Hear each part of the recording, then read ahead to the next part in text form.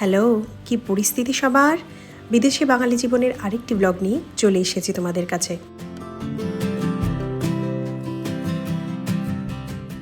আজকের ব্লগটা আমি শুরু করলাম কলকাতার এই রাস্তাঘাট দিয়ে। কলকাতা এখন সময়টা রাত 8টা পার। এখন আমরা যাচ্ছি হাওড়া স্টেশনে। আজ রাত 10টায় আমাদের হাওড়া থেকে পুরী যাওয়ার ট্রেন। বাড়ির সবাইকে নিয়ে আমি একটু পুরী ঘুরতে যাচ্ছি।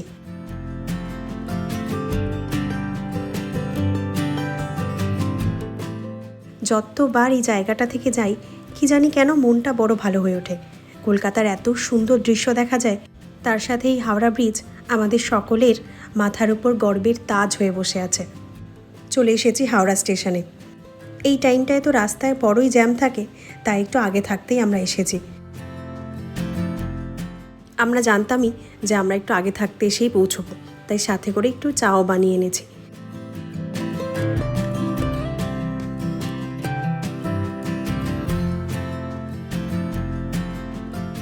আজ দুপুরবেলাও ভাবিনি যে পুরী যেতে পারবো। টিকিট কাটা ছিল ঠিকই, একবার তো ভাবছিলাম হয়তো টিকিট ক্যান্সেলই করতে হবে। শরীর আমার আচমকাই আজ সকাল থেকে প্রচণ্ড খারাপ হয়ে যায়। গতকাল রাতেও খারাপ ছিল, তবে ভেবেছিলাম ওষুধপত্র খেয়েছি হয়তো ঠিকই হয়ে যাব, তবে তা না। সকাল থেকে আজ দেখলাম একেবারে অবস্থা টাইট। তাই একবার ভাবছিলাম আসবো কি আসবো না, এই দোনোমনোতে ছিলাম ঠিকই। তারপরে ডাক্তার দেখিয়ে বিকেলবেলা গিয়ে ডাক্তার দেখালাম। তারপর ডাক্তারের কাছ থেকে ওষুধ নিয়ে মনের জোরকে সাথে করে বেরিয়ে পড়লাম সবাইকে নিয়ে পুরীর উদ্দেশ্যে। অনেক দিন ধরেই ইচ্ছে ছিল বাড়ির সবাইকে নিয়ে একটু ঘুরতে যাব, তবে যেহেতু এখানে থাকি না, কোনো রকমভাবেই তা হয়ে উঠছিল না। তাই আজ যখন সকাল থেকেই শরীর প্রচণ্ড খারাপ, সবথেকে বড় কথা নিঃশ্বাসের খুব প্রবলেম হচ্ছিল, যার জন্য ডাক্তার বলেছে একেবারে ঢিলা ঢোলা জামা পরে তুমি ট্রাভেল করো, যাতে তুমি কমফোর্টেবল ফিল করো এবং রাস্তায় যেতে তোমার কোনো রকম সমস্যা না হয়। তাই দোকানে গিয়ে এক সাইজ বড় জামা কাপড় কিনে রেডি হয়ে বেরিয়ে পড়েছি। খুব একটা কষ্ট কিন্তু এখন হচ্ছে না, পেটে তো ওষুধ পড়েই গেছে। আর তাছাড়া বাড়ির সবাইকে নিয়ে যাওয়ার এত দিনের আশা আমার, আজ তা পূরণ হচ্ছে, তাই শরীর খারাপ অতটাও মনে হচ্ছে না। এদিকে ইনি দেখলাম আমাদের চারিপাশে ঘোরাঘুরি করছে, তাই ওনাকে একটু বিস্কিট দিলাম। আমরা চায়ের সাথে একটু বিস্কিট খাচ্ছিলাম, তা উনিও দেখলাম বেশ ভালোই খাচ্ছে, খিদে পেয়ে গিয়েছিল বেচারার। এই হলো আমার 84 বছর বয়সী ঠাকুমা, তিনাকেও সাথে করেই নিয়ে যাচ্ছি। পুরী যে যাচ্ছ, তোমার ভালো লাগছে তো? আমার ভালো লাগে না। সমুদ্রে স্নান করবে? এ জানে বাবা, এইটাই তো একটা প্যান্ট কিনে দেবো তোমাকে ওখানে গিয়ে। প্যান্ট যা ঠিক আছে। প্যান্ট পরবে না? প্যান্ট পরবে না?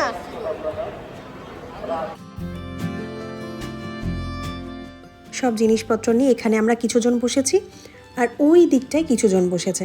ও, তোমাদেরকে তো বলিনি কারা কারা আমরা এসেছি। ঠাকুমার সাথে তো তোমাদের পরিচয় হয়েই গেল, তার সাথে আমার মা বাবা আছে, আমার বোন আছে, আমার শাশুড়ি মা আছেন, আর আমার শ্বশুরমশাই আছেন।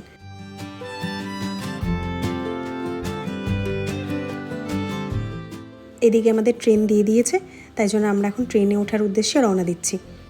বেশ জ্যাম রয়েছে জানো তো, অনেক লোক মনে হয় পুরী যাচ্ছে, একদম ভর্তি এই প্ল্যাটফর্মটা।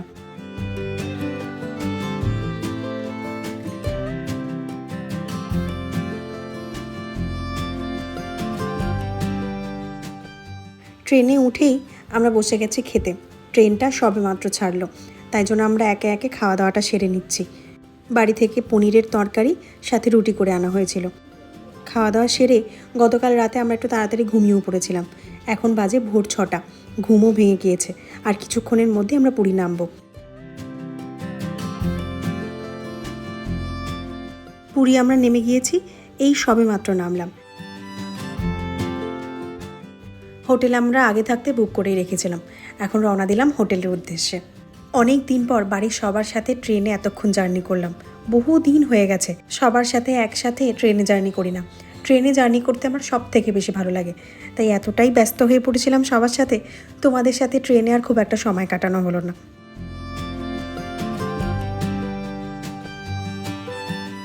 প্ল্যাটফর্মটা কিন্তু খুব পরিষ্কার, বেশ যত্ন করে রাখা হয়েছে প্ল্যাটফর্মটাকে।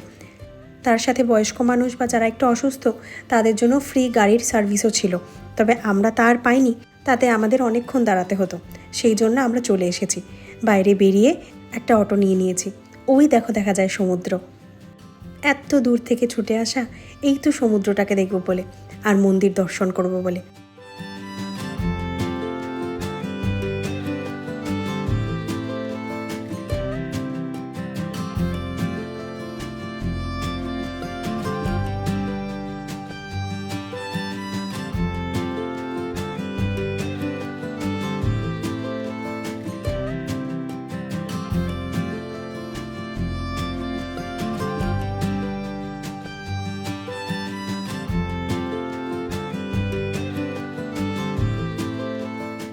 এসেছি আমাদের হোটেলে।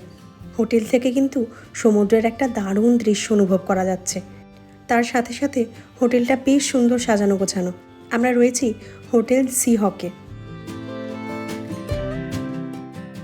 সবাই মিলে রেডি হয়ে এখন একটু যাচ্ছি সমুদ্রের পাড়ে।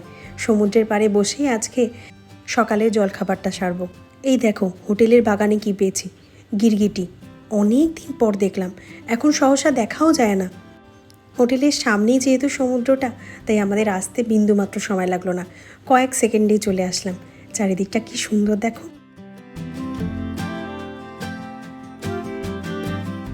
আর এই যে এখানে আমরা সবাই মিলে বসেছি চা বিস্কিট খেতে। প্রথমে একটু চা বিস্কিট খাই, তারপরে আস্তে আস্তে খাবার খাবো। লম্বা একটা জার্নি ছিল তো ট্রেনের, সবাই একটু ক্লান্ত, তাই এসেই প্রথমে আগে সবাই বললো একটু চা আর বিস্কিট খেয়ে নিই, তারপরে বাকি খাবার দাবার করব। এই ছাউনিগুলো কিন্তু সরকার থেকে করেছে এখানে, সবাই যাতে রোদ থেকে একটু হলেও বাঁচে। সমুদ্রের পাড়ে তো রোদের তাপটা অনেক বেশি থাকে, সেই কারণে। ওই দেখো আমার শ্বশুরমশাই একটা ছোট্ট কাঁকড়া ধরেছে। সমুদ্রের কাছে গেলে নাকি এরকম অনেক কাঁকড়া ঘুরে বেড়াতে দেখা যাচ্ছে। আর এই হলো আমাদের সকালের টিফিন, সমুদ্রের পাড়ে বসে পেটাই পরোটা, সাথে ছোলার ডাল। আর সাথে অবশ্যই আছে এখানকার বিখ্যাত মিষ্টি ছেনাপোড়া। এই মিষ্টির স্বাদটা কোনো শব্দ দিয়ে আমি বোঝাতে পারবো না। একটাই কথা বলতে পারি, এক জায়গায় বসে এক বাটি খেয়ে নেওয়া যায়।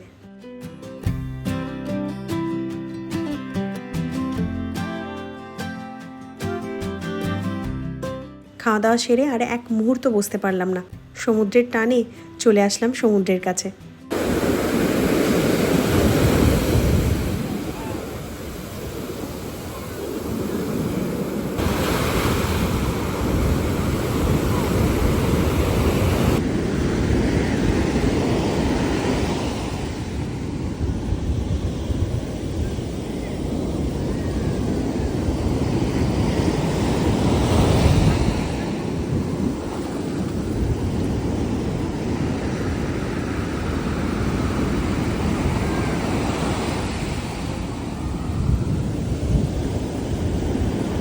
সমুদ্র হলো একটা নেশার মতন, একবার সমুদ্রের কাছে আসলে আর উঠে যেতে ইচ্ছে করে না, অন্তত আমার তো করে না।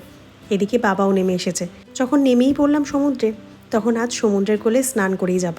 তাই ফোনটাকে মায়ের কাছে গ্যারেজ করে একদম ভালোভাবে নামি সমুদ্রের কোলে। ব্লগটা এখানেই শেষ করি। আমার ব্লগ যদি তোমাদের ভালো লেগে থাকে তাহলে লাইক, শেয়ার এবং সাবস্ক্রাইব করো, এবং আমাকে যদি কিছু বলতে চাও অবশ্যই কমেন্ট করে জানিও। ধন্যবাদ।